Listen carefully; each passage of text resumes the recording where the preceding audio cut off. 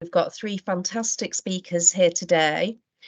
We're going to start with Professor GJ Melendez-Torres, who is a professor of clinical and social epidemiology at the University of Exeter, and also a lead author on a recent study on school-based interventions to prevent dating relationship violence. We're then, after GJ's presentation, we will then have a break to offer you the opportunity to ask questions.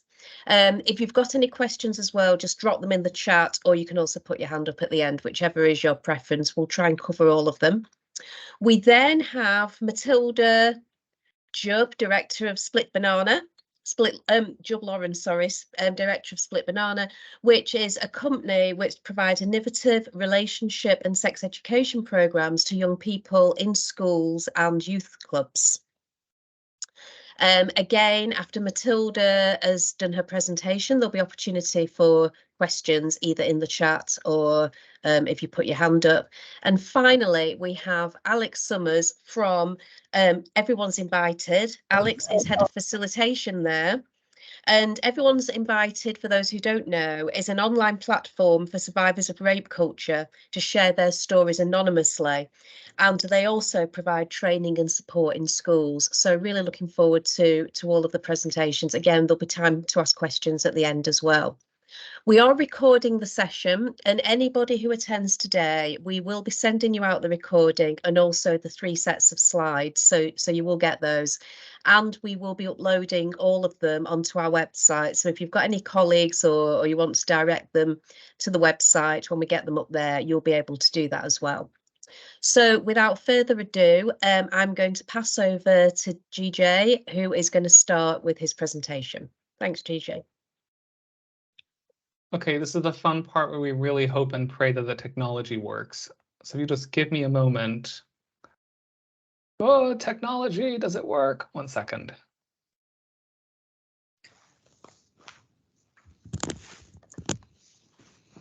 Okay, so that should be showing up on the screen for you imminently. Okay.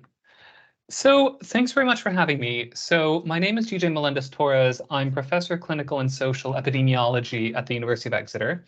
And one of the major areas of my research is dating violence and gender-based violence. Oh, sorry, I think someone's microphone is still, there we are. So one of my major areas of research is on the prevention of dating violence and intimate partner violence more broadly. And this also links very closely with another area of my research, which is child and adolescent mental health, particularly health in schools.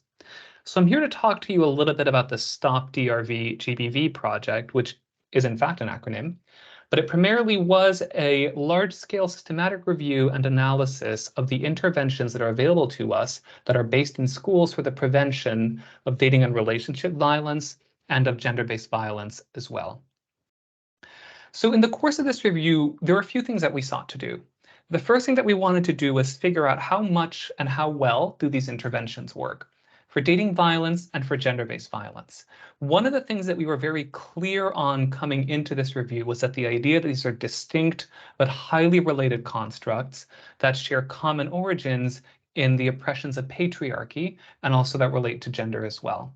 So our approach to this was explicitly gendered, but acknowledged that dating violence and gender-based violence more broadly are measured in different ways. And so we want to take both of these outcomes together as equally important, but also acknowledge how interventions might work better for one outcome than for another. Now, it's useful to think about how well do interventions work generally, but that's often not enough. And what we wanted to do as well was explore heterogeneity in effectiveness. When I say heterogeneity, what I mean is why are some interventions more effective than others? What makes some interventions more effective than others? And how can we use that learning to generalize more broadly from this range of interventions to think about what might be the most useful in the schools that we work in here in the UK? And the third thing that we sought to do was to put this information together to think about pathways to effectiveness. Many of us know, we all know from our experience in facilitation, that there's often not just one ingredient that makes a difference. It's the way that things come together to form pathways to effectiveness. And so we used a range of innovative methods to really get underneath this question. What are the pathways to effectiveness of school-based interventions for dating violence and gender-based violence. So why did we seek to do this? Well, there were a number of research-related reasons that we sought to do this. Primarily that previous reviews have been very partial, have been very narrow, and haven't really given us the kind of synoptic view that we need on the universe of available interventions. So what we sought to do was to think about what is the totality of the evidence, not just trials, but the totality of the evidence that we have around school-based interventions. How can we go beyond does it work to think about how it works? And how can we really understand the ways that dating violence and gender-based violence are inextricably interlinked in terms of creating health impacts that are unequally distributed within populations? So starting from this position, we did our usual very extensive and systematic searches, and we ultimately included 247 papers, of which 68 randomized trials were included. So I'm going to talk you through some of the findings of this review, starting with effectiveness, but then also thinking about heterogeneity and pathways, and then conclude with some thoughts about what it is that we can do with this information to shape future action in schools. So the first question is, do interventions work for dating and relationship violence? And the short answer is they do, but you need to wait a while for them to start showing an effect.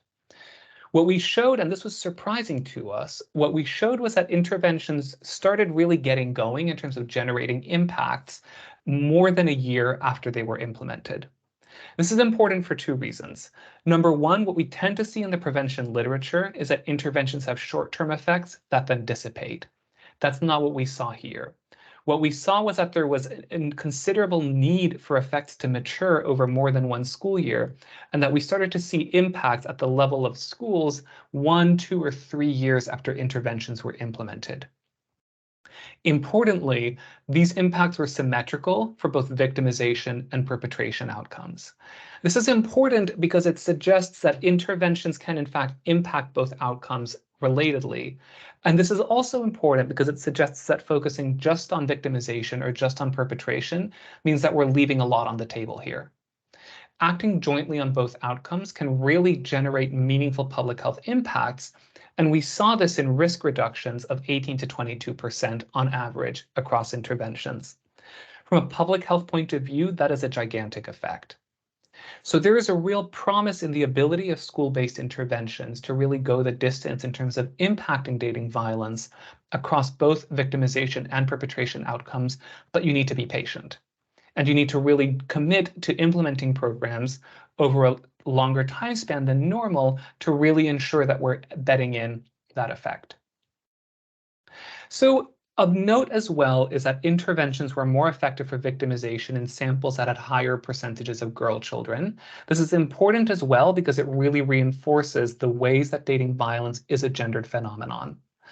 One of the other things that we found as well is that interventions of perpetration were more effective in high-income countries as well, which suggests that the average effect may be an underestimate of the average effect that we would actually expect to see in settings such as in the UK. So we looked at interventions for dating violence outcomes, but we also looked at these same interventions on their impacts on gender-based violence outcomes more broadly. And what we were surprised to see was that interventions were not convincingly effective. This was disappointing, and it was disappointing for a number of reasons, because one of the things that we had hoped to find, to be completely honest, was that interventions would have co-equal impacts on dating violence and on gender-based violence more broadly. There was some signal of effect in high-income contexts similar to the UK in the long term for victimization and perpetration, but those effects tended to be smaller than the effects that we saw for dating violence.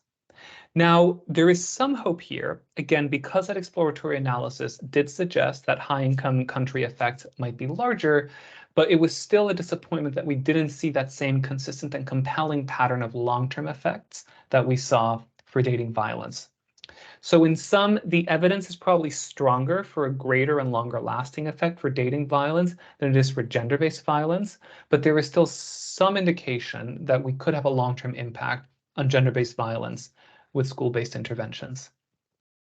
Now, it's important to look at the hard outcomes, but we also want to get a sense for the ways that these interventions impact the kinds of knowledge and attitudes that students and young people bring to bear around dating violence and gender-based violence. What we saw was that there were important short-term but not long-term impacts on violence acceptance and knowledge, as well as on attitudes to intervening and personal help seeking. Okay? So in short, these interventions do have an important short-term impact on how acceptable and appropriate young people think dating violence or gender-based violence is, either as a relational strategy, but also with respect to how acceptable it is in their school environments. It was interesting, however, that we did not find good evidence for impacts on social norms, and specifically the degree to which peers felt that their own peers thought that violence was acceptable. We also didn't find very good evidence for bystander behaviors. And this is interesting because it suggests that even though interventions do have a general impact on the experience of victimization and the perpetration of these outcomes, we're not finding very good evidence that that is mediated by students' explanation that they were in fact engaging in bystanding, right? As in standing up and intervening when they witnessed episodes of dating violence and gender-based violence. So these results are encouraging in part, but also discouraging in part. Encouraging in part because it suggests that those core mechanisms of knowing and being able to name and seek help for dating violence and gender-based violence are definitely there. Discouraging in parts in the sense that many interventions are based on this bystander and social norms models, and we didn't find very good evidence that interventions are actually moving the needle on those knowledge and attitude outcomes. So that's a bit about the effectiveness of these interventions.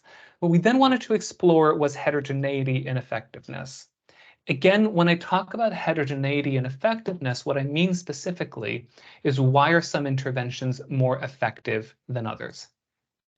Now, even though we showed good average impacts of interventions, particularly for long-term dating violence outcomes, those findings are still very heterogeneous, which is to say that we had some interventions that were generating no impact whatsoever, and some interventions that were generating very substantial and prolonged impacts.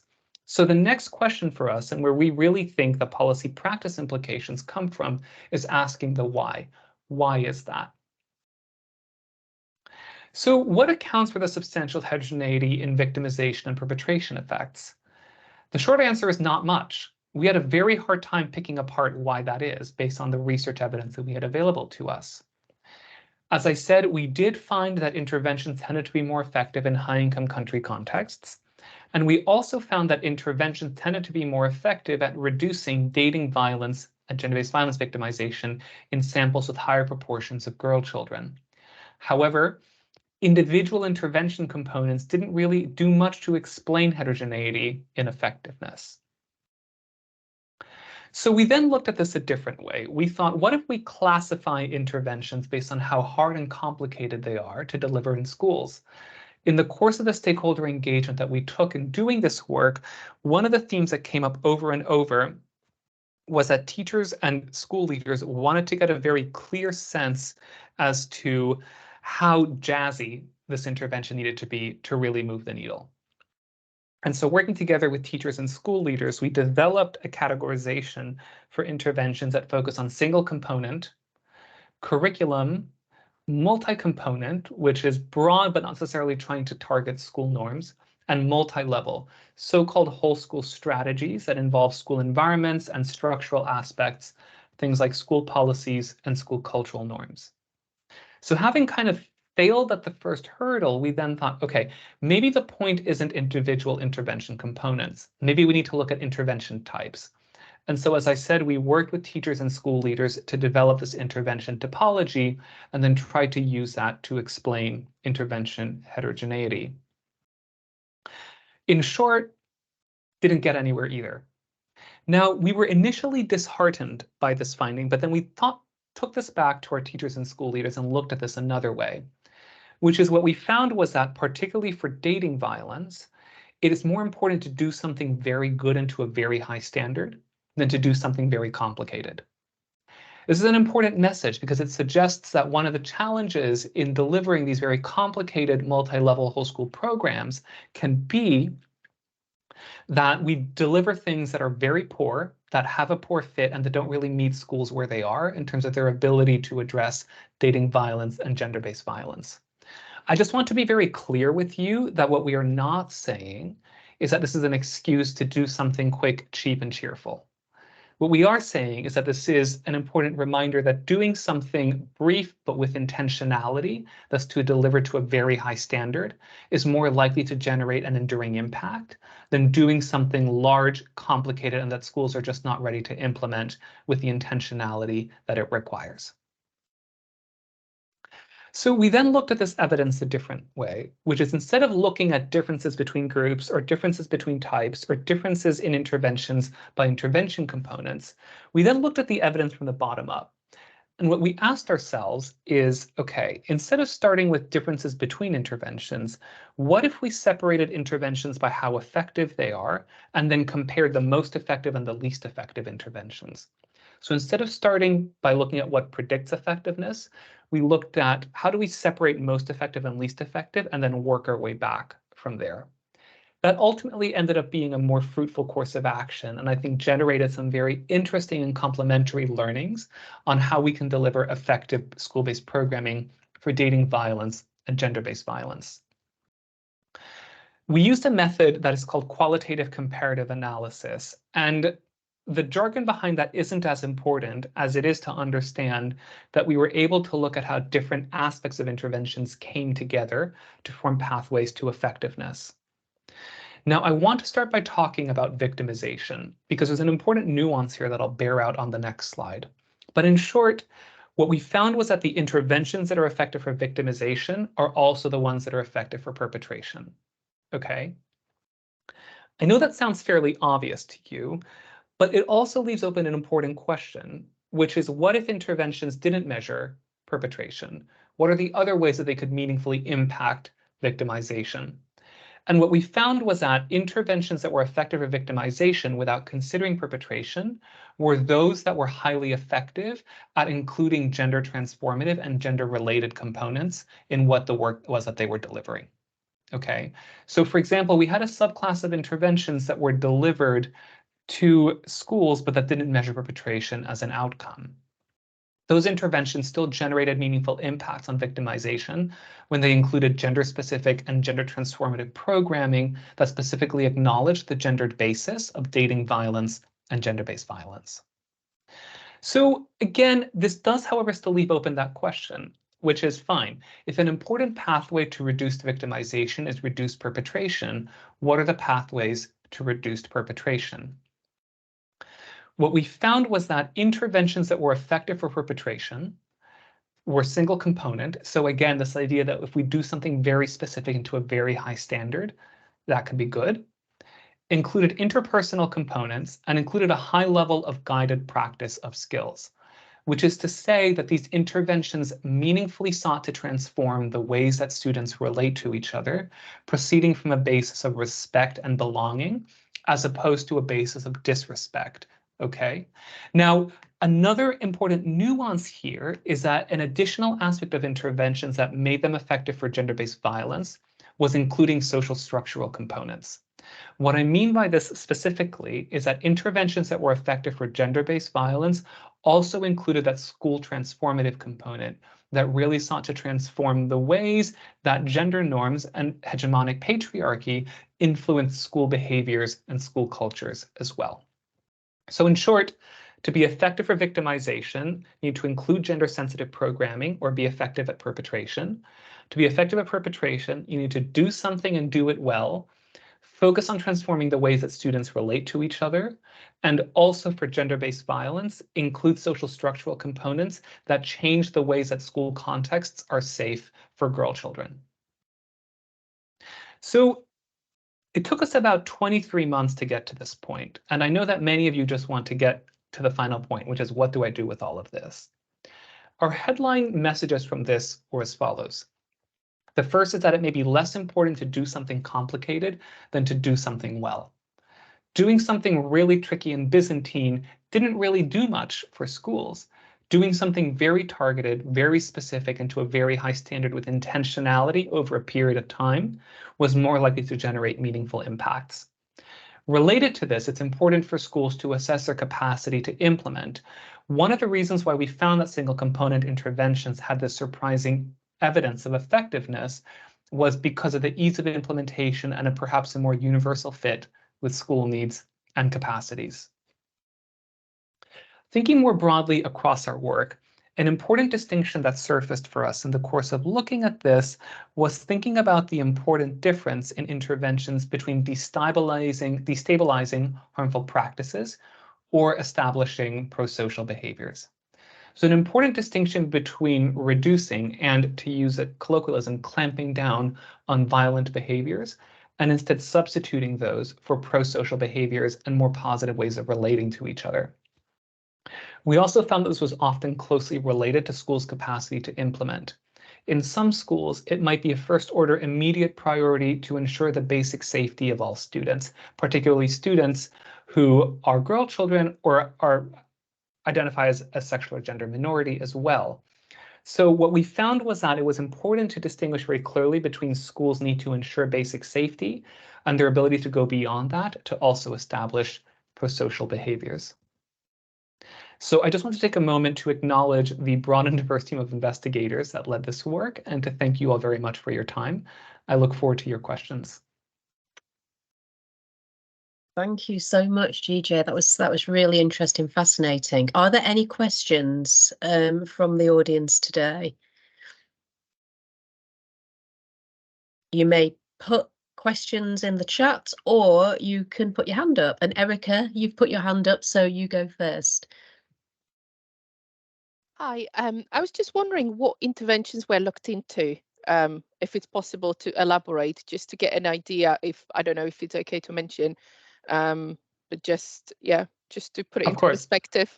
Thank you. So every school-based intervention that was evaluated and for which that evidence was in the public domain was included in this trial, in this review. Okay, so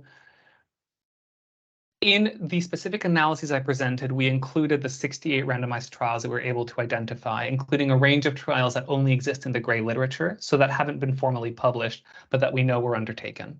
All right. And one of the reasons that we have a high level of confidence in our findings is that this is the largest review ever undertaken with the most exhaustive search strategy. Okay. And that's primarily a credit to Naomi Shaw, who was our information specialist, who looked everywhere. I think there's another aspect to your question, which is about the range of interventions that we included. Any intervention delivered in a compulsory schooling context was included in this review.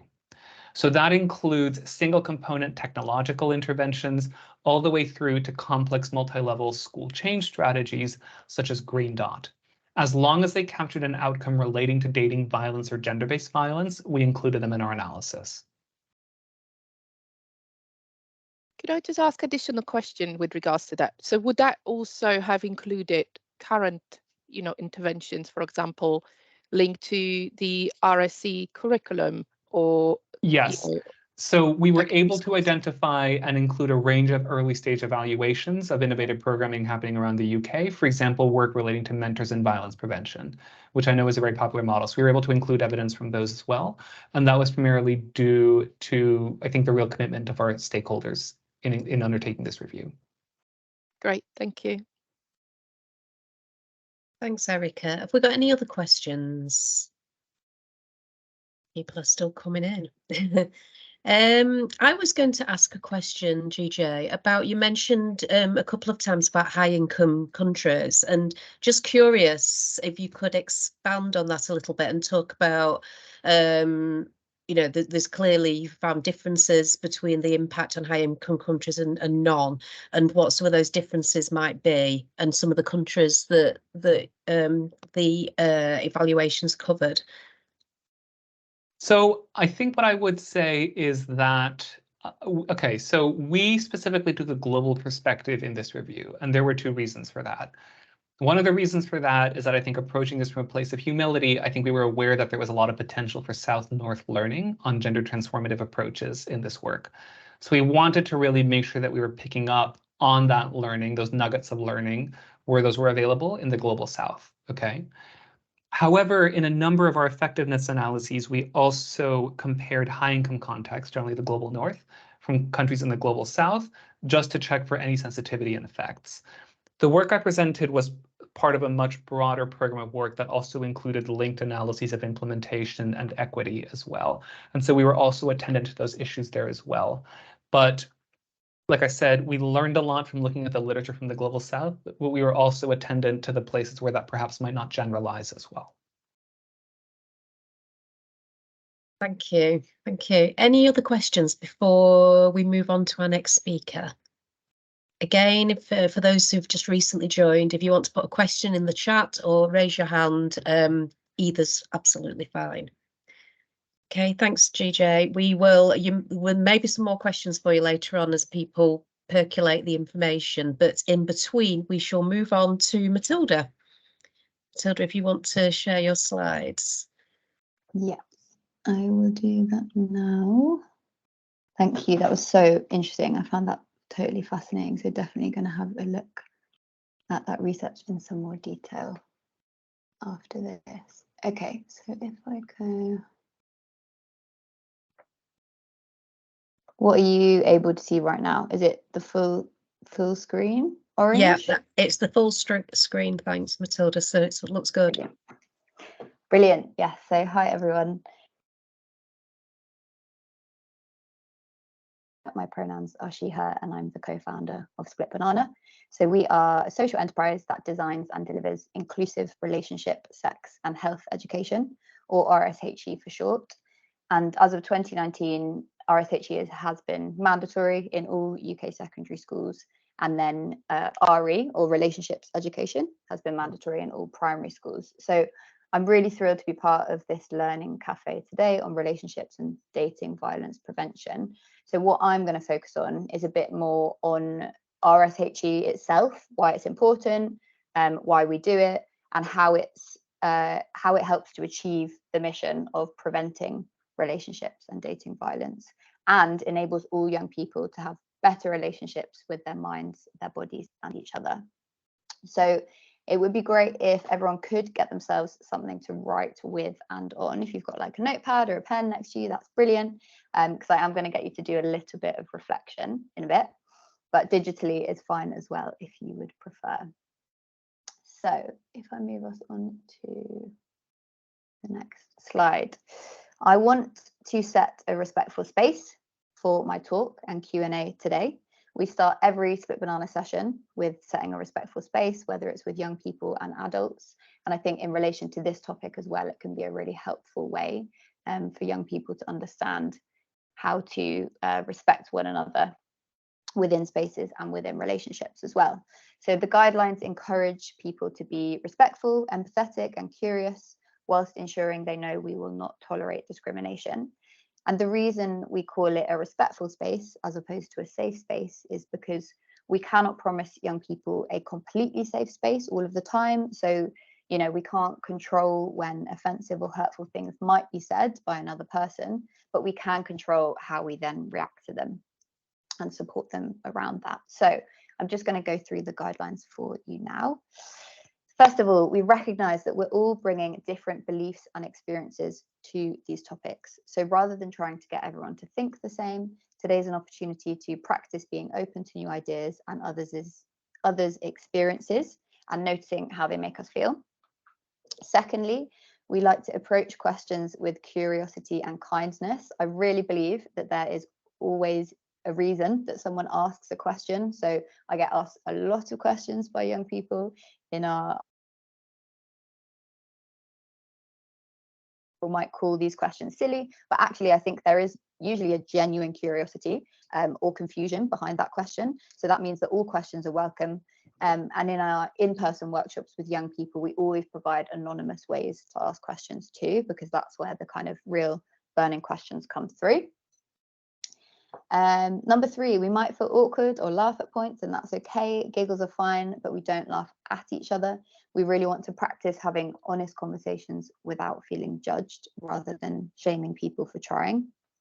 Number 4 is we are inclusive, and we recognize that our words have impact. So we are inclusive with our language, with our space, and with our words. So it means that even if our intention was a joke oh, I think someone's come off mute. There we go.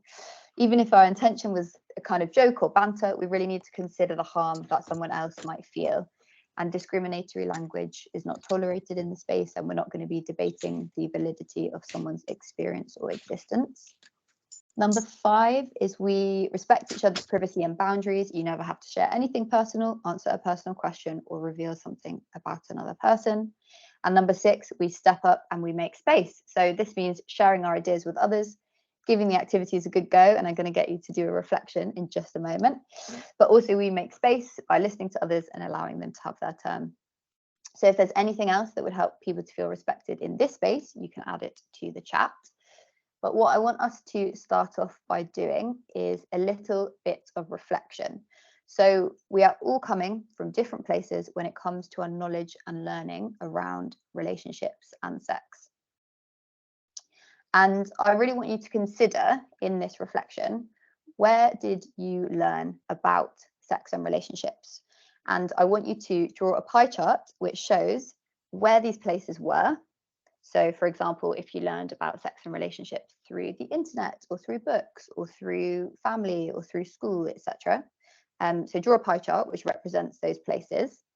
And I want you to also think about, what did you learn from those places and how did those messages make you feel?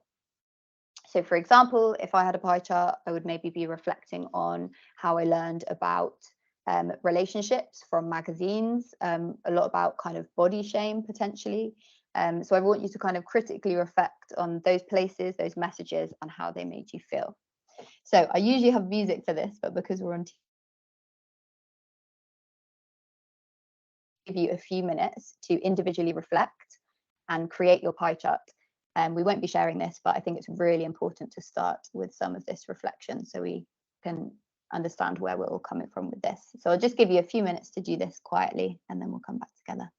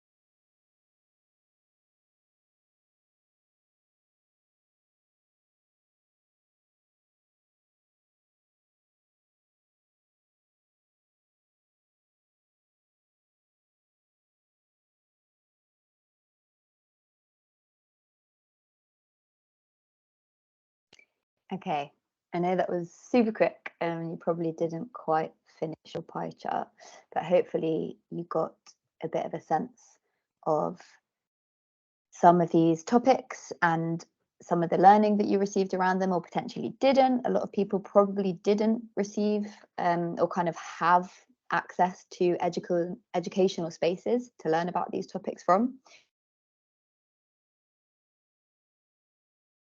Might have been fear-mongering, so teach us to feel fear around sex, or potentially show us scary pictures of STIs, and that was it.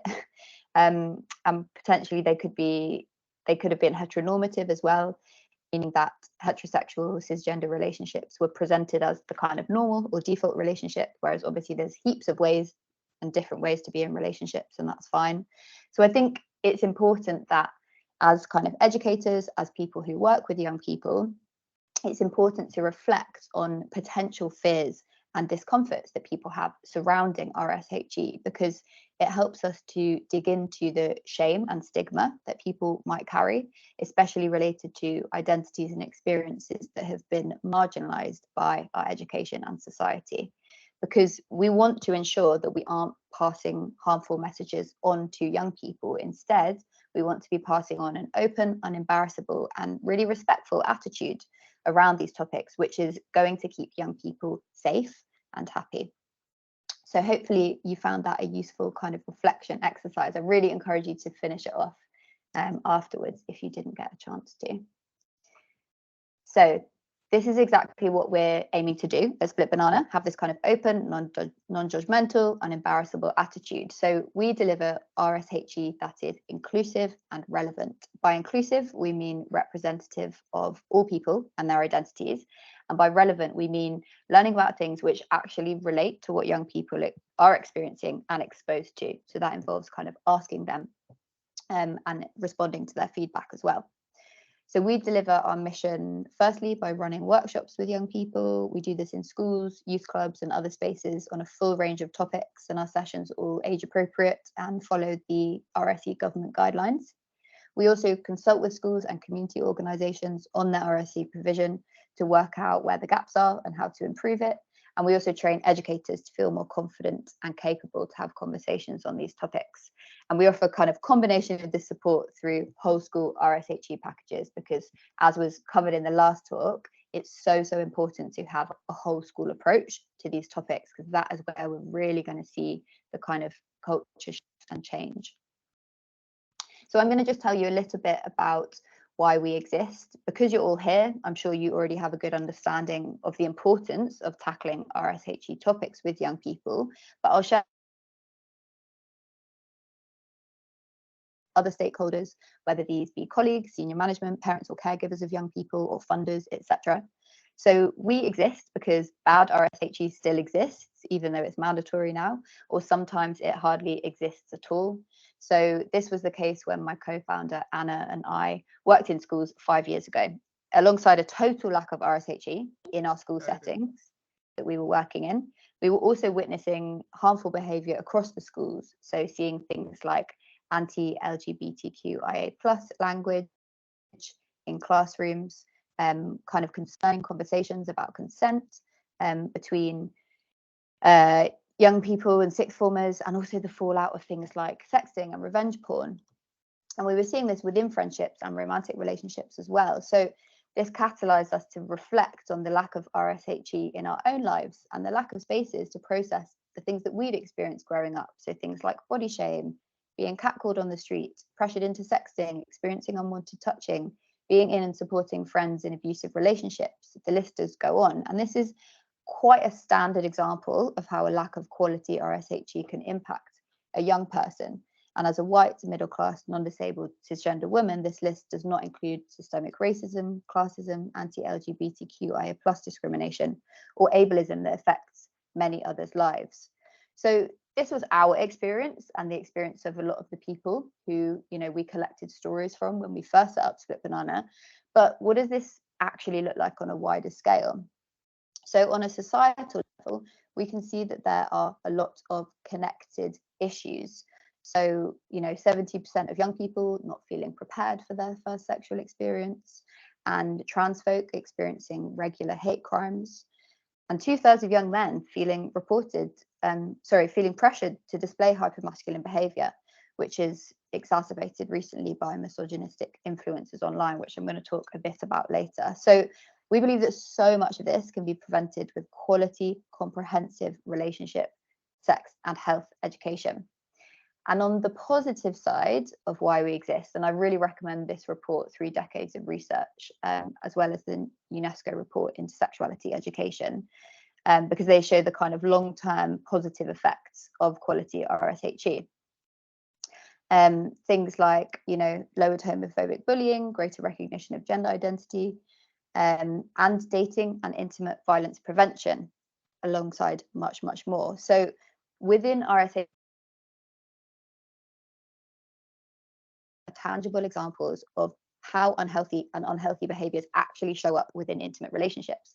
So in our sessions, we do things like show examples, we set scenarios, and we show clips from TV shows that young people are actually watching and the pop culture that they are actually engaging with. And so these examples, along with giving them the language to express themselves, along with signposting to further support, means that young people are better able to identify harm and seek help.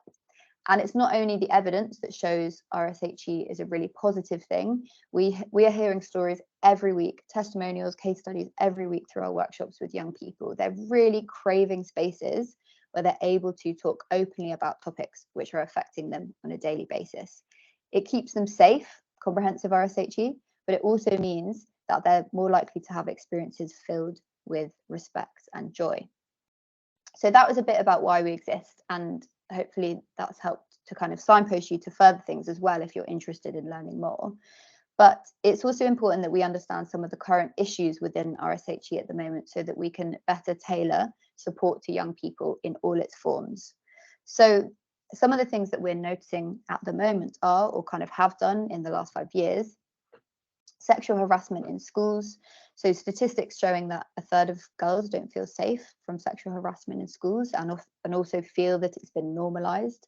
You know, everyone's invited, have done a huge amount of work in this area, and really excited to hear you speak next. But it's really important that we have comprehensive policies, interventions, and consent education, and good consent education, because I think there's been a bit of a backlash, or a kind of failure of consent education, is that some young men are feeling disenfranchised by it. They feel like it has been taught one way, that it's been binary, that it hasn't been helpful, and sometimes are feeling targeted and attacked by it as well. And that's why it's so important that consent education is taught in a way that engages all young people, no matter their gender, and ensures that everyone's consent is prioritized and isn't only about the theory of it, but actually gives them the tools to practice. So, you know, actual sentence starters, actual situations, and the space to practice as well. So, you know, through activities like the consent handshake, developed by Justin Hancock and Meg John Barker, a really good one to get students up, moving, and practicing consent. We've also seen a rise in misogynistic language and behaviour from students. So this is quite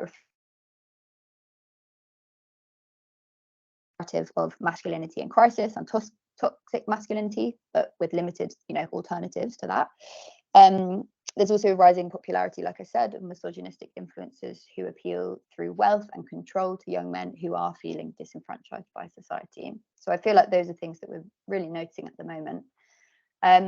There's also the Children's Commissioner report this year showed that young people were reflecting the violent sexual practices that they were seeing in pornography, with an average age of exposure of 13. So that's why it's so important we have educational spaces for young people of those ages to process the things they've seen and to actually give them examples of what healthy sex and relationships can look like. We also have, a kind of anti-LGBTQIA+, especially anti-trans rhetoric in the media, and schools that are awaiting government guidance on how to support young trans people in schools.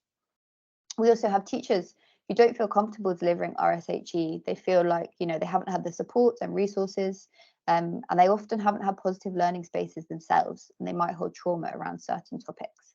So these are all the issues that we're seeing in RSHE, but these are all as well the reasons why we need inclusive, relevant RSHE. So what can you do? What is the kind of next steps? What can happen? There are so many positive steps that you can do to tackle these things. So whether you're in an educational role, a youth professional, or a parent or caregiver, I'd recommend getting really clued up on RSHE topics. Like I said, most of us won't have had a comprehensive education ourselves on these topics, so I'm sure there's a lot of learning and probably unlearning to do. We've got loads of resources on our website to help with this. Create respectful spaces for young people to be themselves within. I really encourage to, set these guidelines to ensure that they know the parameters of the situation, how to respect one another. In any type of kind of education around relationships, really important to first focus on the young person's relationship with themselves. So helping them to reflect on improve their relationship with themselves through things like free writing, kind of self-care, strategy planning, practicing setting boundaries out loud, affirmations, all of those things are so helpful. Setting positive examples as well. You can model consent, you can show how to set boundaries, and checking in regularly with emotions are all really powerful. Starting conversations by referencing things that are actually happening kind of in their sphere and their life. So tapping into what those sources are. Love Island and body image, for example, and addressing examples of behaviours which can contribute to rape culture. And I know everyone's invited. We're going to cover this in more detail next. Treating all questions with respect, so really leaning into questions and not being embarrassed to answer them can remove shame and stigma. And also, if you don't know the answer to the question, it's totally fine to say you'll go away and find out. I think in these situations, sometimes people can worry and just say something to save face, but actually vulnerability and a commitment to find out is really powerful. And just a note here, if a young person does ask a question about something, this doesn't necessarily mean they're acting on it. They just might be curious and seeking information. And it's much better that they seek it from you, a trusted professional, than from seeking information on the internet where there could be harmful sources. Use accurate and inclusive language when talking about bodies and sex. This will mean that young people are equipped with language to name appropriate and inappropriate touch potentially, and to seek further support and information. And then lastly, support LGBTQIA+ inclusive RSHE. This is becoming quite a politicized issue. And I really encourage you to support organizations like ours who are fighting for young people's rights to inclusive RSHE, which will keep them safe and happy. And if you commit to doing this and kind of model all these things that we've been speaking about, so will young people. All adults really have the power to model respect and provide non-judgmental spaces to discuss relationships and sex, which will essentially keep young people safe and happy. We really believe that inclusive, relevant RSHE can transform lives. So we will have time for Q&A just in a second, but I first wanted to share our contact details in case anyone wanted to get in touch, in case anyone wanted to talk about anything further. And also just to say, we run student workshops. We also train educators, including professionals that work with young people but are not teachers. You can find out more about everything we do on our website, including our kind of whole school packages and holistic offers of support. So please follow us on socials as well and keep up to date with our fight for inclusive RSHE. So yeah, thank you all so much for listening, and I invite you to ask any questions that you may have. Do we have any questions from anybody? I think we might have. Let's have a look. Oh, it's Sophie de Groot is having to leave, but just wanted to say thank you to both of you for the incredible presentations. And she's given a bit of information about a charity that she herself has set up called Young Abuse Support, and some information if anyone's interested in that. So hopefully you can get that down if that's of interest to you. Any other questions for Matilda? Everybody's very shy today. Oh, hang on. There's something here. Joanna Knight. So Joanna's asked, she's an educator for Lincolnshire Police on violence against women and girls. How do you go about asking anonymous questions in sessions? Really good question. Yeah, great question. So we give spaces for anonymous questions in a variety of different ways. So it kind of depends.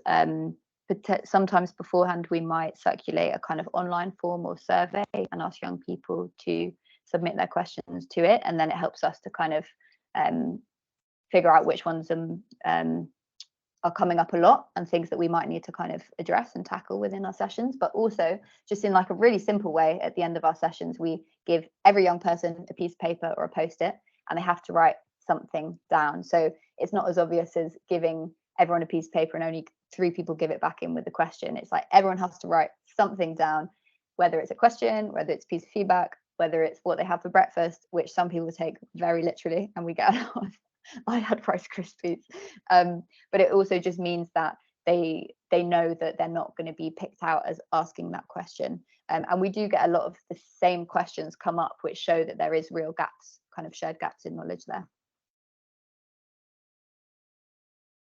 Thanks, Matilda. I can't see any other questions right now. So what I think we'll do is, if you do have any questions, both for GJ or Matilda, just pop them in the chat.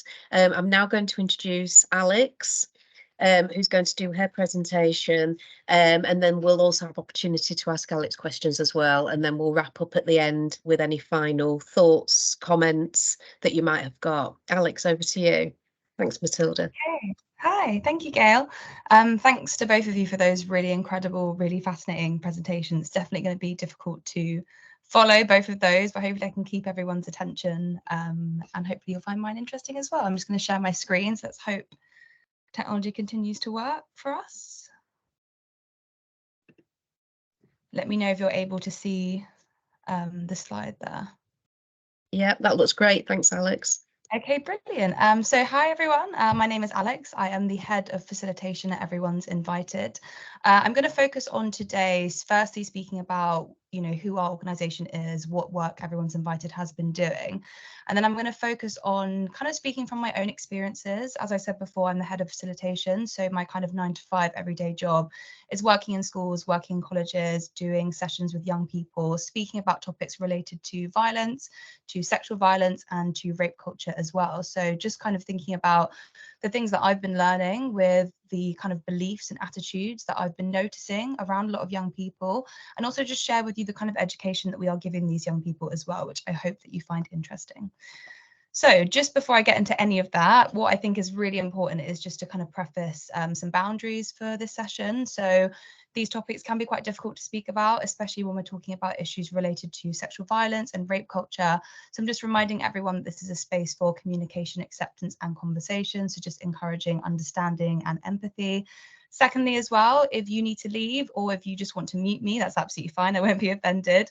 As much as these conversations are really important to be having, I personally believe that prioritizing your own well-being is sometimes more important. So as much as it's really important to get involved and have these conversations, we need to make sure that we're checking in with ourselves, making sure that we're comfortable, we're safe in this conversation as well. So if you're feeling overwhelmed or feeling, you know, triggered by these topics, please do take a breather or leave the session. That's absolutely fine.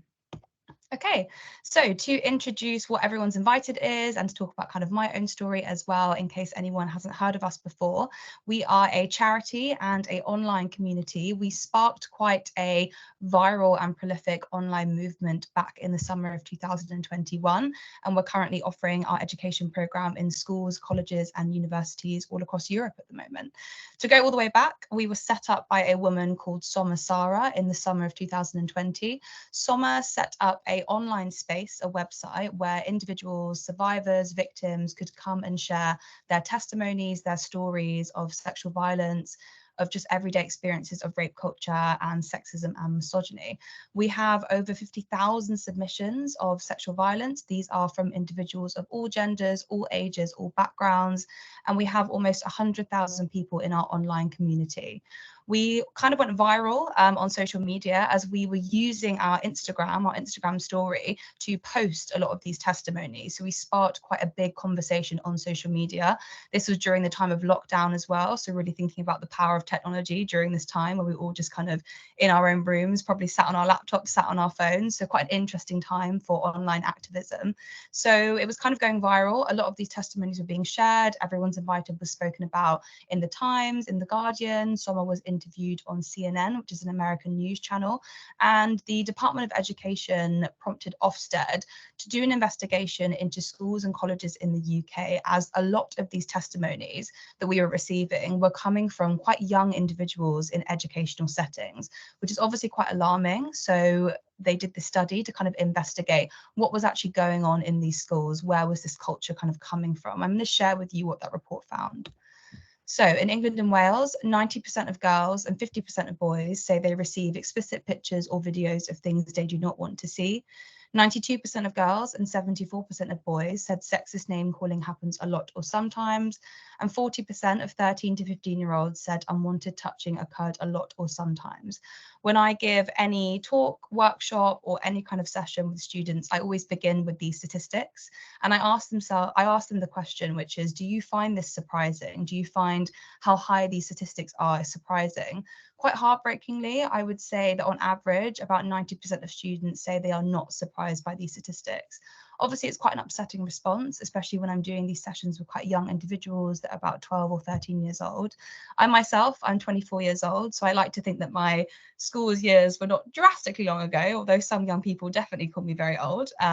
But these are the kind of experiences that I also had myself at school. So I'm also not very surprised by these statistics and by what this review found. So I think we can all agree that there is something going on. We do have this kind of culture where these behaviors, these attitudes are happening quite prolifically in schools. So we begin to ask ourselves the questions of why this is happening. These are some other conclusions and kind of points made by the review, but essentially this review found that issues around sexual abuse and harassment are so widespread that they need addressing for all children and young people. So really encourage the idea that there needs to be more preventative education on issues surrounding sexual abuse and harassment in schools. That last one there I want to pick out on, children reported that teachers do not know the reality of their lives. I think this definitely kind of refers to thinking about, you know, online abuse and social media as well. I'm going to go into more detail about the kind of influences that we're seeing online. It's really difficult to keep up to date with how social media is changes. Even myself, when I'm going into schools, I'm getting taught new things and new terms by students. So it can be really difficult. And I think that's why there is this quite big gap between kind of adults and young people when it comes to talking about these issues. So we want to kind of encourage and foster an environment where young people are able to speak about issues with adults and feel kind of protected and safe doing so. And also that those adults will kind of understand where they're coming from and be able to have those conversations with them as well. So I've used this term rape culture quite a lot, so I think it's really important to define what I mean when I say rape culture. The term rape culture is really integral to the Everyone's Invited organization. Our mission statement is to expose and eradicate rape culture with empathy, compassion, and understanding. And we believe that we can do that through education. So firstly, let's kind of define what do I mean when I say this term. So rape culture is when attitudes, behaviors, and beliefs in society have the effect of normalizing and trivializing sexual violence. This culture includes misogyny, rape jokes, sexual harassment, online sexual abuse, and sexual coercion. When behaviors such as these are normalized, this can act as a gateway to more extreme acts such as sexual assault and rape. Essentially, rape culture is how our society collectively thinks about or treats sexual violence. So I would maybe say, ask yourself that question. How does our society treat sexual violence? How do we speak about sexual violence? What are the kind of attitudes and beliefs that maybe contribute to sexual violence? I always ask students the question of, why do we think there is so much sexual violence happening in society? Why are these statistics so high? All of the answers that they come up with, and maybe you're thinking of answers yourself, kind of make up this idea of rape culture, that we are unfortunately living in a culture which kind of normalizes a lot of these behaviors and allows a lot of violence to happen. This is another definition from Sommer in her book, Everyone's Invited. I'll let you just read through this by yourselves. But essentially, Sommer describes it as happening along a spectrum, so that these things are really closely interconnected. We've got things such as degrading misogynistic language, rape jokes, get back in the kitchen, misogynistic banter, which may be seen obviously as still bad. However, it's not called out that much. We kind of hear it quite a lot. That kind of manifests online as we see that, you know, teenagers airdrop each other's nudes in math lessons. Young people are receiving unsolicited dick pics from their peers. This can then escalate and feed into our beliefs and our attitudes, and that can unfortunately as well feed into our action. It's also quite useful, kind of building on that idea of thinking about it on a spectrum, to kind of split it up into these different categories. This is also the way that we speak about rape culture with quite young people as well. So on the far left there, we've got this category, which is stereotypes enforcing gender inequality. So what that means are the kind of negative stereotypes that we associate with these two quite dominant binaries of masculinity and femininity in our society. So I'm sure we can think of some really negative stereotypes that we associate with both of those binaries. As much as we believe them to be untrue, true and quite outdated. They are definitely still there in our society, and sometimes they can feed into our language and our ideas and our beliefs. So we could hear language such as, you know, man up, or don't be such a girl about things. I used to hear my own teachers saying that kind of language, and again, it's really heavily influenced by this kind of first category of these stereotypes that really enforce a lot of inequality in our society. That feeds into our media. We see representations of, you know, masculinity and femininity in our TV shows, in our films. You know, growing up myself, I watched all the Disney films, kind of viewing the man as, you know, the hero that would save, you know, the princess that was the girl. So kind of thinking about how we internalize those kind of representations and how that really influences the way we view individuals in society and also ourselves. And then also our societal systems kind of representing these language and ideas. So there are a lot of issues within the justice system when it comes to the topic of sexual violence. We see victims not being given a fair trial. It's quite difficult to acquit someone of a crime of rape. And a lot of the time that is quite influenced by the way our society actually treats and thinks about sexual violence. That then leads into this kind of cycle, this kind of end point here of sexual violence becoming disbelieved, trivialized, and accepted. The important thing to think about is the fact that each of these do not happen independently. They're all really heavily linked. So in order to kind of think about how we challenge it and how we deconstruct this idea of rape culture, we can kind of think about these categories, think about our stereotypes, think about our language, think about our media, really start to challenge and deconstruct those categories. So before I showed that diagram of rape culture and all of these bubbles quite closely together, and I've spread them all out. When I do this talk with students and we give our rape culture talk, what we do is we go through each of these categories and we think about how rape culture is present in these. Maybe some of these are quite more obvious than others, such as misogyny or catcalling or victim blaming, but things like our films, our gender pressures, our social media, maybe not seen as obvious. However, they're still really closely interlinked.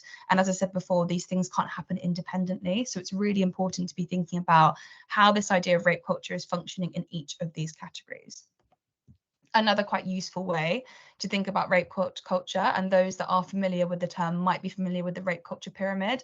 Once again, really similar to the spectrum that I just spoke about. So we've got these four kind of categories. At the bottom of the pyramid here, we've got our expectations and our attitudes. So some examples of our like gender pressures and stereotypes there. That then feeds into our language. We've got some examples there, or things like rape jokes and victim blaming. That also then feeds into our media and our structures, which then kind of allows a lot of violence to happen. It might seem quite extreme to link the things at the bottom to the things at the top, which I totally understand. However, the kind of point about rape culture is realizing the fact that these things at the top would happen a lot less if we fixed our kind of expectations, our attitudes, our language, our media and structures, all those things that are kind of happening lower down. Kind of ask yourself that question as, if, you know, these things at the bottom were different in our society, would we see a lot less violence? I would say the answer is yes. So it's really just imagining the fact that these things are quite closely interlinked, and to have conversations about sexual violence and rape, we need to be mentioning and speaking about all these other things that encompass it in this idea of rape culture. Okay, so thinking about how we're seeing this in real life, I've got some examples here of things that have happened in the media, some more recent than others, and also just thinking about the kind of scope of this issue, that it's not just happening kind of in our surroundings. This is happening worldwide. We are seeing so much kind of, you know, violence and misogyny and examples of rape culture and sexual violence kind of happening in the media. It's really difficult to avoid it and to not have these conversations. To speak through some of the examples I've got on the screen here, I've got the overturning of Roe versus Wade in America. This happened about a year ago, where the US Supreme Court overturned the federal right for an individual to have an abortion. That middle screenshot there is of a college in Madrid, where over 100 men, an all-male college, staged a mass catcalling of women in the streets. And the top right there, very recently, the news presenter Lawrence Fox going on quite a heavily misogynistic rant about a female journalist, and how that was on kind of like live TV, publicized. So these things are happening quite a lot. So just to kind of give you an example of what could be described as examples of rape culture kind of functioning in our society. So a conversation that I have been having quite a lot with young people, that has been coming up when I've been having these sessions, is kind of thinking about celebrities or influencers kind of in the news recently that have allegations of sexual violence around them. the conversations that I have with young people around this topic are really interesting because it gets me kind of understanding their beliefs and understandings around the topic of sexual violence, which is really vital when we're thinking about preventative education. We kind of have to begin with, what are the knowledge that these young people have? What do they actually know about sexual violence? What do they understand about it? Beginning with that means that we can kind of tailor our education and have really important and impactful conversations with these young people. So to give you kind of a breakdown of who I've got on the screen, maybe you'll know these individuals, maybe you don't. In the top left there, we've got Mason Greenwood, who was a former Man United football player who was quite recently accused of rape and abuse by his girlfriend. She posted screenshots of text messages, voice recordings, video recordings as well of the abuse that she faced. Bottom left there, we've got Harvey Weinstein. I'm sure everyone's quite familiar with that case. Top right there, we've got Johnny Depp and Amber Heard, quite a viral case, which kind of showed the abuse that was happening within their relationship. Bottom right there, we've got Russell Brand, who very recently, there was a documentary done by Dispatches and The Times, which showed a lot of individuals coming forward with allegations of sexual violence that he committed throughout his career. So we are seeing this so much in the media. It's kind of really hard to avoid, I think, kind of for all of us that work in this industry and have to speak about issues of violence quite a lot. It can be quite difficult to talk about these topics. I also think a lot of us people look to us for kind of as the experts on this topic and to know exactly what's happening, exactly kind of what to say on this. The number one advice I could probably give you when we're having these conversations is to be informed, to really be aware of what's happened in these cases, kind of what the allegations are, etc. To give you an example of why that's helpful, I had a conversation quite recently with a young person about the footballer Mason Greenwood. This young person was telling me that he was found innocent, so that he hadn't done anything wrong. That was not the case. He was not found innocent. The charges were dropped because the key witness withdrew their statement. So just then in that example, I was able to kind of educate that person on really what's happened. There is so much misinformation online when it comes to these cases. It's really kind of hard to avoid, especially with kind of TikTok and social media. So being informed, able to give them, you know, the honest information of what's happening is really, really helpful. When we are getting into a conversation or speaking with individuals, quite young people, around the topic of violence or sexual violence or rape culture, these are some really helpful kind of ways to speak about it and some helpful, you know, conversation tips or starters as well. Firstly, the fact that survivors often face great personal, professional, and financial costs when they come forward. There is no big lawsuit payout. Previous good deeds, happy marriages, or donations to charity don't undo the fact that a celebrity perpetrated sexual assault or harassment. No one makes a name for themselves by being sexually abused. Not speaking out immediately, not going to the police, or acting normal in the aftermath of sexual assault is a common reaction that doesn't discount the reality that the crime happened. This one, I think, is a huge one. Something that I've noticed with young people is that they tend to see these cases as very black or white. They think that, well, if it happened, that individual would have woken up, they would have called the police, that person would have been arrested, but because that hasn't happened, they must be lying. That's obviously not an accurate representation of what happens when it comes to reporting to police or speaking about an instance of sexual violence. There are so many layers to kind of, you know, trauma responses and thinking about, you know, what happens when we kind of put ourselves forward, who we can speak to, if an individual has someone they can speak to as well. When it comes to then a celebrity being involved, that's also another layer of why someone might not want to come forward.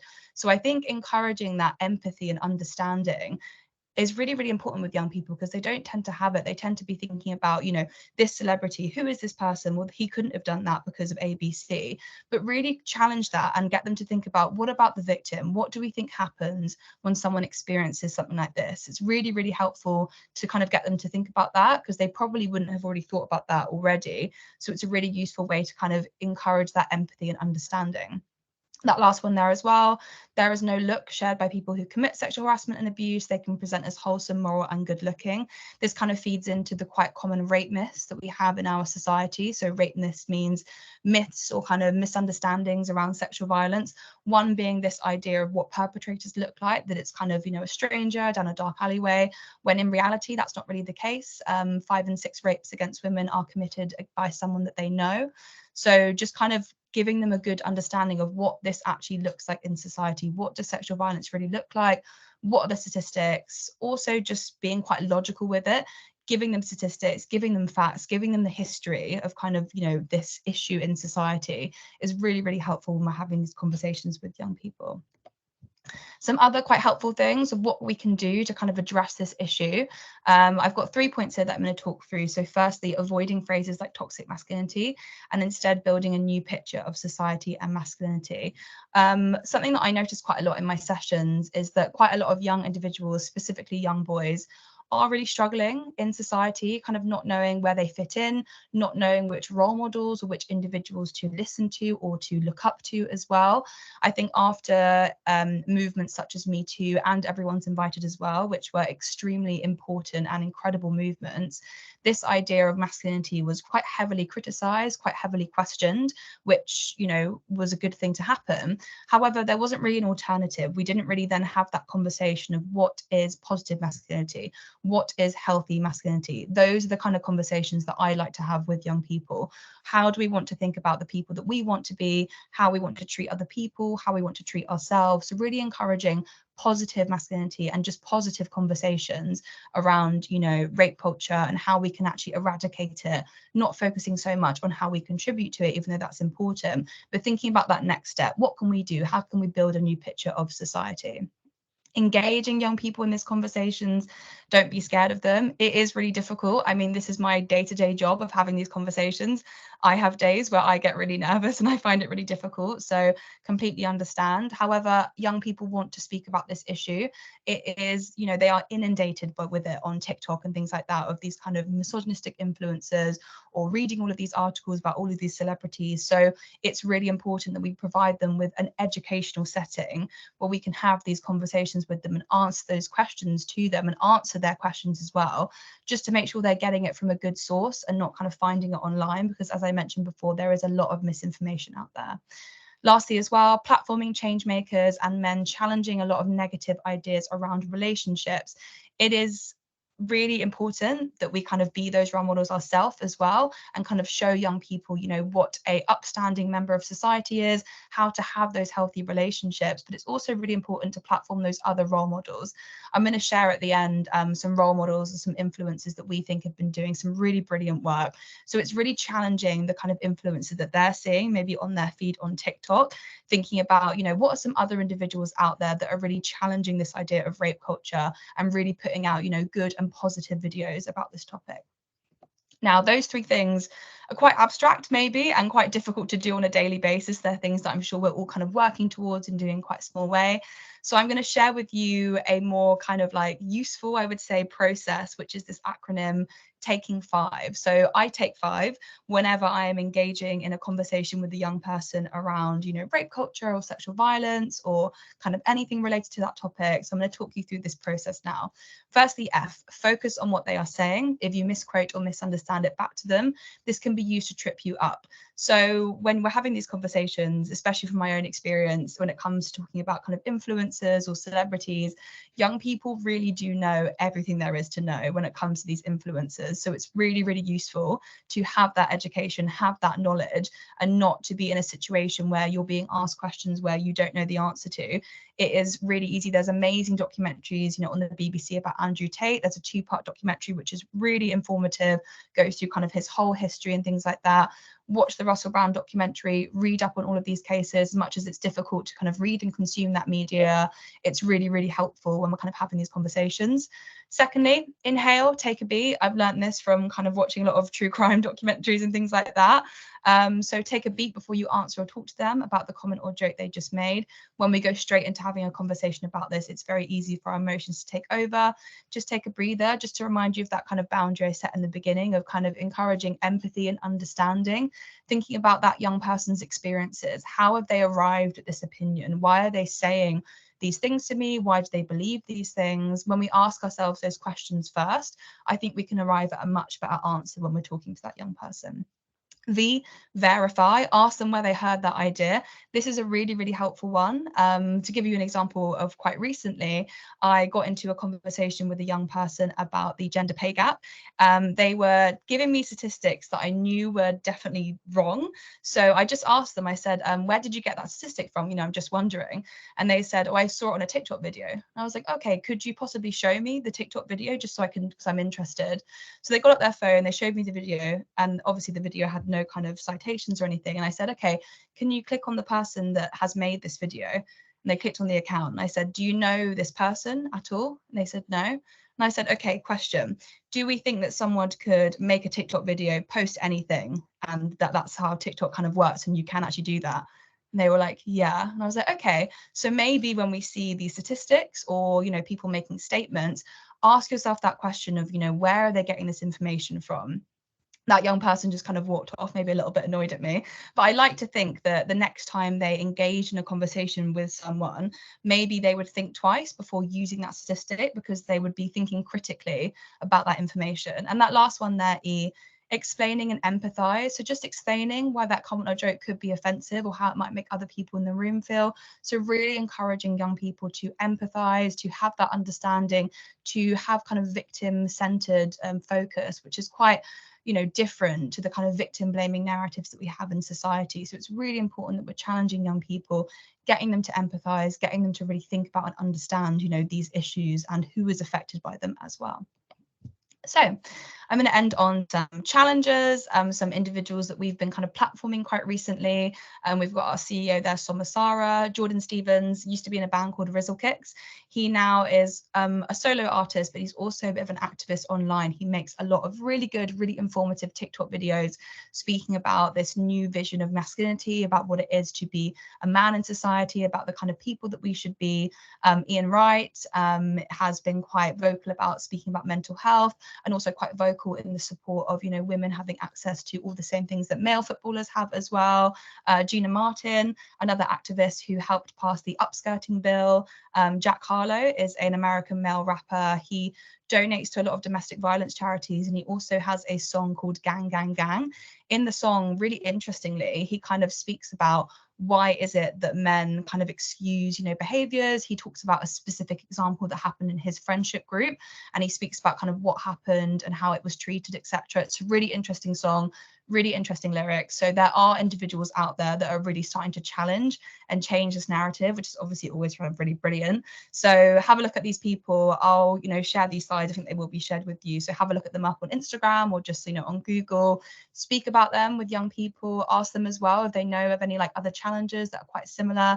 Maybe you're thinking yourself of some people. So we need to kind of make those voices louder, because at the moment the loud voices are those quite misogynistic influences. So we're starting to now challenge it, see what else is out there, and really kind of challenge this idea of rape culture. So I'd like to end by playing a video. I hope this works. I just realized I didn't test the video beforehand. It's got subtitles just in case, but this is a video by Jordan Stevens. He is speaking about kind of, you know, these influencers on TikTok that are kind of being quite misogynistic, and he kind of questions, you know, where are the role models in society? So I'm going to end by playing you this video now. Hopefully it works.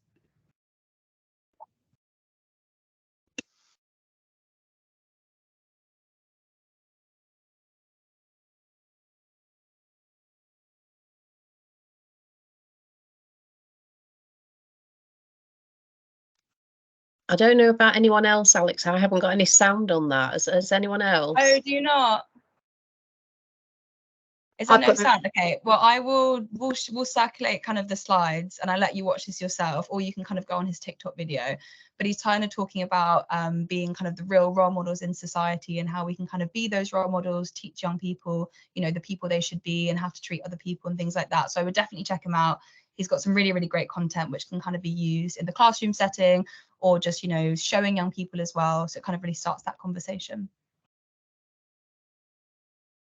Thank you so much, Alex. That was a brilliant presentation. Thank you. Really, really interesting and thought-provoking.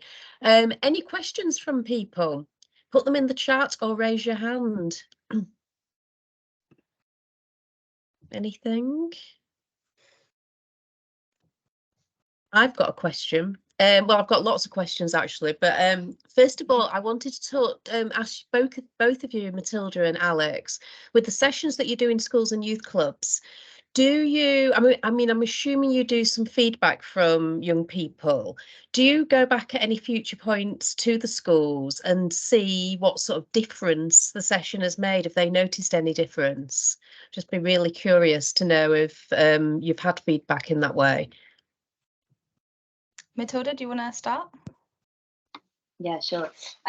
Yeah, so we've recently just brought in our kind of more long-term impact measurement, where we go back to schools like 6 months later and 12 months later, and kind of ask students and staff if they've noticed any differences. So we're only just getting kind of the feedback a little bit back from that now, but it's so important that we do that, because it's really about culture shift as well as the kind of information and knowledge in the moment. It's about how can schools be more positive places for young people, but also because we get to work now with schools year on year, we get to build those relationships with them and those relationships with students, and you really do, you can definitely notice a difference, especially when you get to visit students year on year and just hear them feeling much more confident, much more able to like know where to seek help, and just seeing really positive behavior between them.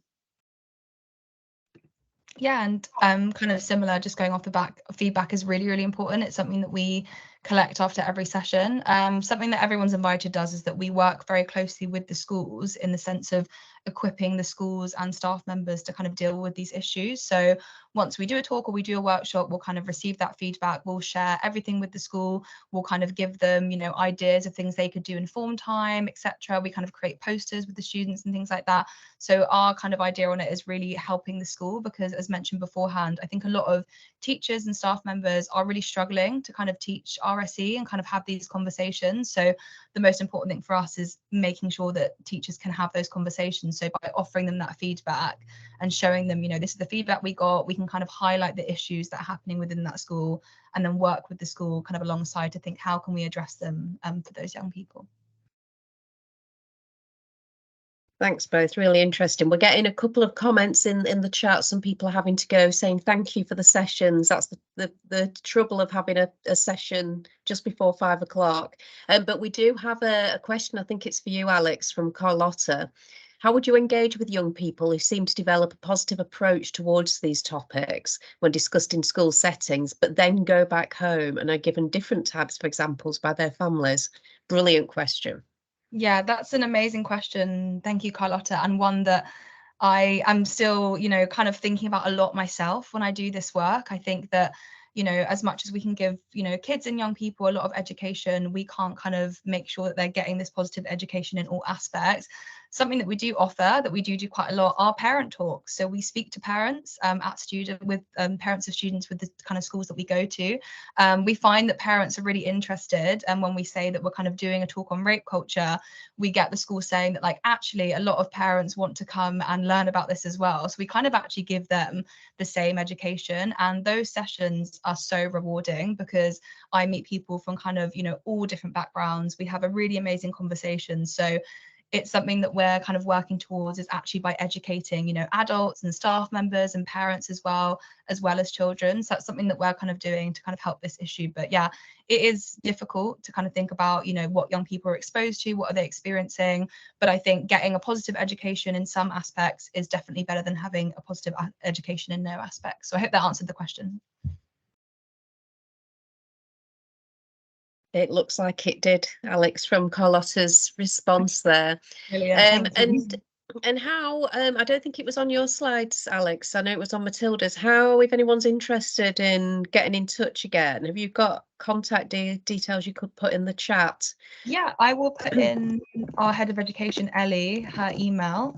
And also if you just go on our website, it's just everyone'sinvited.uk, you can find, you know, you can read testimonies, you can read about our story, and there's links to our education there as well. So I'll just put in Ellie's email now. Excellent. And actually there's a related question there from Erica to Alex and Matilda. Where do you work, offer your services, and is it free or do schools need to contribute?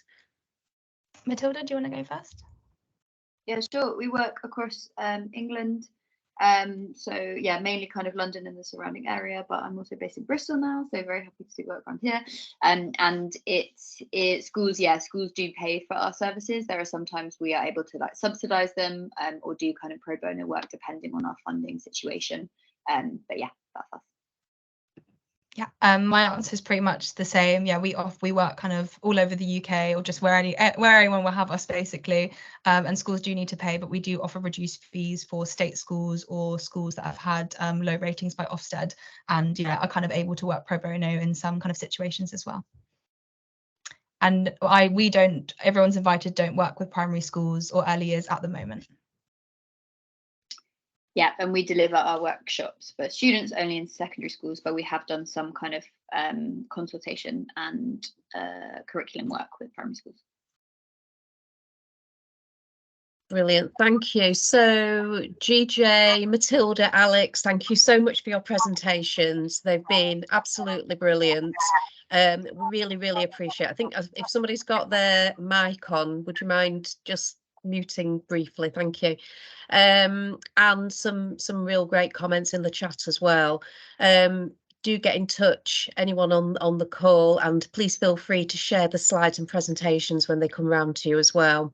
So thank you everybody for attending, really appreciate that. Hope you got a lot from it, and have a brilliant evening.